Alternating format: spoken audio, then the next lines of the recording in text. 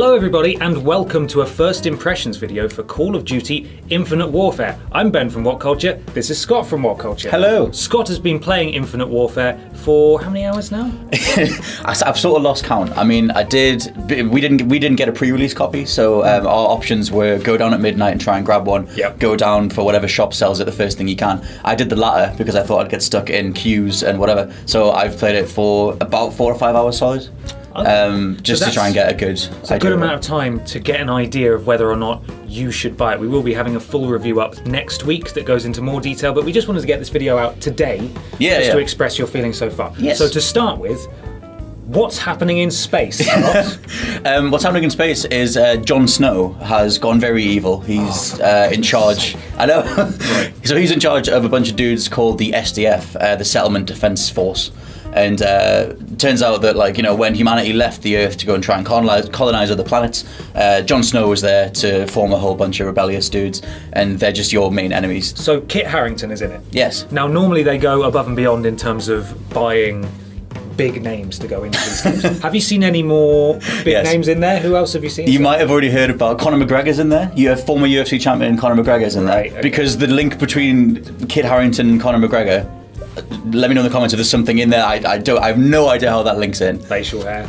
They've both got facial hair. They didn't get us in, and we've got facial hair. Yeah, that's outrageous. Next year. Anyway, Conor McGregor's in there. He's Jon Snow's right. I'm going to call him Jon Snow. He's Jon Snow's right-hand man. Okay. He knocks you out at the beginning.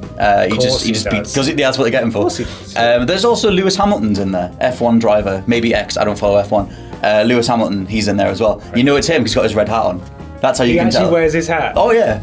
He's not in the campaign yet, but I know he's in there. They advertise there. He's on the PR. He's on Facebook. Got his little red hat on. That's how you know it's Lewis Hamilton. Who else wears a red hat? What was Bart that? Simpson? No. He doesn't have facial hair. He doesn't have facial Exactly. hair. Actually, sometimes he does. He has some little stubble stuff. True. Yeah, sometimes. So could well be. Facial hair, casting call. Infamously, the trailer was not the best received. It was thing despised. On that and Ghostbusters. I actually have the figures. Go on. This morning. I checked them this morning. This morning.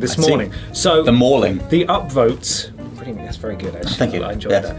547,853 upvotes. That's not bad. That's a lot of upvotes for a video that's had about 4 million views.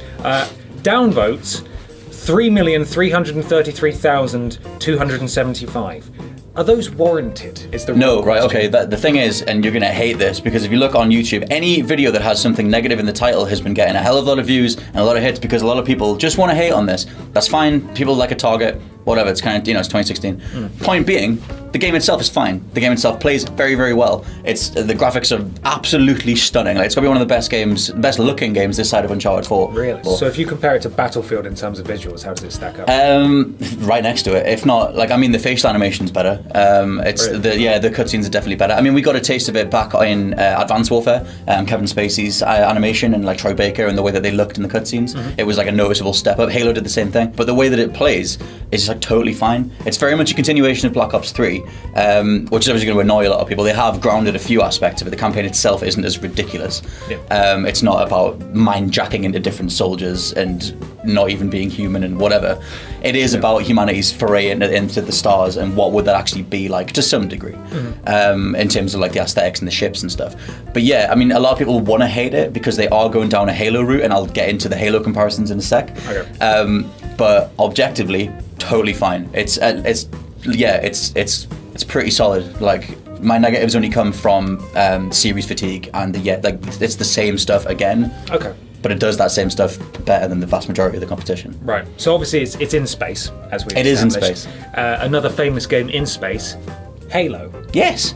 There are some similarities there, I understand. There are some ridiculous similarities. When it opens up, you've got an operatic score in the background, very Halo style. The opening shot is of a planet. It's very Mass Effect actually, but the opening shot is very much of planets and star systems. The force that you work for are called the UNSA, and in Halo they're called the UNSC. Right. They even have the same three first words. United Nations Space. In Halo it's Command or something, and it's Alliance in COD. Right. They're very obviously trying to rein in the sci-fi crowd, and as a sci-fi lover I can go with that. Yes. But it does quote unquote betray what you would assume from a Call of Duty game. Does it still not do the thing where it's press square to get into and launch your spacecraft? Very rarely. Not as much, to be honest. Okay, it is in there, but there's nothing as bad. I mean, I'm going back a couple of games, but there's nothing as bad as press X to pay respects from Advanced Warfare. Yeah, okay. There's none of that stuff. In fact, there's a few things that you can tell they've listened to, like the main criticisms of COD's campaigns tended to be like, all you do is follow the waypoint. You know, follow this guy, kill this guy, go here, hold square or hold X, do this thing.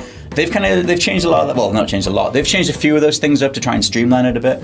They've removed a lot of the HUD markers, so you sort of feel a bit more, stress when you're in like a battle area. It's just like make your way towards like the evacuation point or whatever, and you know that it's like over there somewhere, and you kind of get there like in a variety of paths through the level. Okay, that's good. Talk to me about the multiplayer then. Have you played much of that? Yeah, about 2-3 hours. The multiplayer, I mean.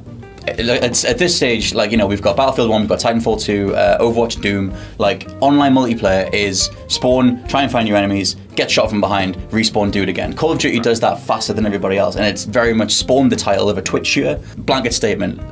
Being good at Call of Duty is being the fastest at holding those two buttons as fast as possible. Hence why every single gun, and all the people who play Call of Duty seriously, whatever, all have quick draw mods on their guns. So they can tap the left trigger and it'll pop up as fast as possible.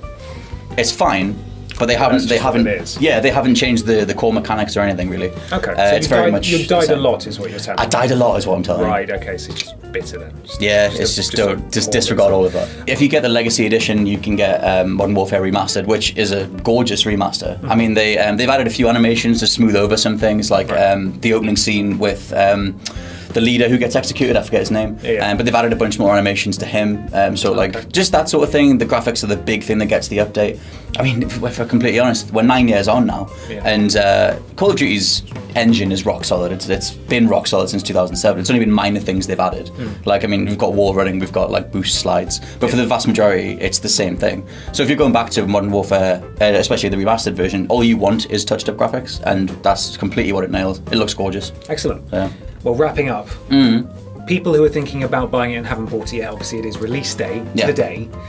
What would you say to them? Is there one final thing they need to take away from? So far, the campaign's incredibly solid. I think the bottom line is that it's just nowhere near as bad as people thought it was going to be, or some of you guys wanted it to be. I know that obviously, there's a lot of hate around it.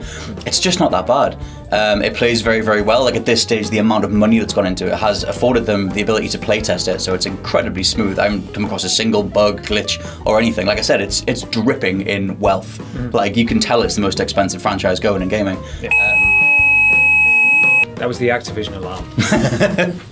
You can just tell that it's absolutely dripping in money. Every single aspect of it is just smoothed over. It's a very solid playing campaign. It might be one of the first CODs in years to have a really good, recommendable campaign. They've been pretty forgettable for a while now. I mean, I would recommend Kevin Spacey's one, the Advanced Warfare one.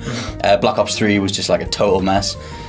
This is fun. If you're the kind of person who buys Call of Duty for a roller coaster thrill ride and the campaign, totally recommend it. Multiplayer is very much more of the same. But yeah, if you know that you like Call of Duty's multiplayer, it's very much more of the same. If you're up for the campaign stuff and you like seeing Jon Snow in this like cackling sort of villain, and he pops up a few times across the campaign, have fun with it.